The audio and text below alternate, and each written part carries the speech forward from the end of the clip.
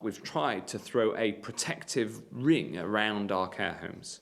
The words of the former Health Secretary at the start of the pandemic. The government said care home residents were protected, yet more than 20,000 died in England and Wales between March and June 2020. Michael Gibson was 88 years old when he died in his care home of suspected COVID. His daughter Kathy was among those to challenge the government over its alleged failures. And today the High Court ruled that the policy of discharging untested hospital patients to care homes was unlawful.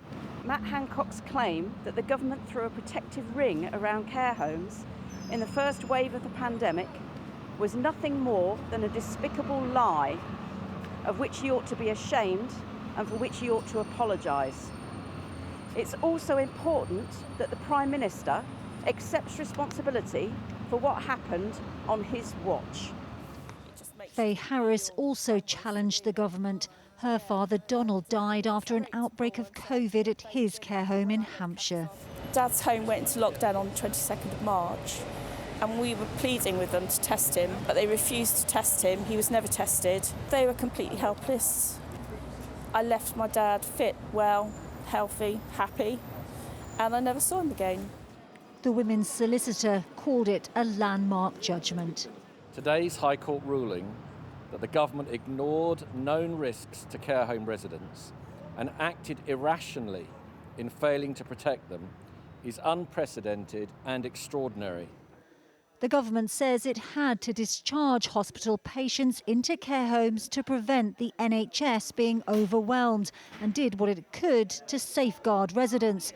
But care home owners are still angry. We told governments, and it's not just this government, that care homes were an important part of the community. We played second fiddle to the NHS. All the PPE went to the NHS first. We were left out on a limb. So I am angry. I hope that it will change for the future. Both women say Boris Johnson should now resign. I don't know what the government could do, but the very least they could do is apologise. I definitely want to make sure this never happens again. That if we're ever in this situation again, that the government knows it absolutely has to take more care of the vulnerable in society. Two daughters who both feel their fathers didn't need to die, and a legal victory for thousands of other families. So, Leila, strong criticisms of the Prime Minister and the former Health Secretary. What response have we heard from them today? Well, today in the Commons, Boris Johnson sent his sympathies to all those who lost loved ones in the pandemic and specifically to those who lost loved ones in care homes. Now, he was asked about this policy of discharging hospital patients to care homes, and he said the problem was that they didn't know very much about the disease at the time. This is what he had to say. I want to remind the House of what an incredibly difficult time that was and how difficult that decision was. The thing that we didn't know in particular, Mr. Speaker, was that COVID could be transmitted asymptomatically in the way that it was. And that was something that I wish we had known more about at the time.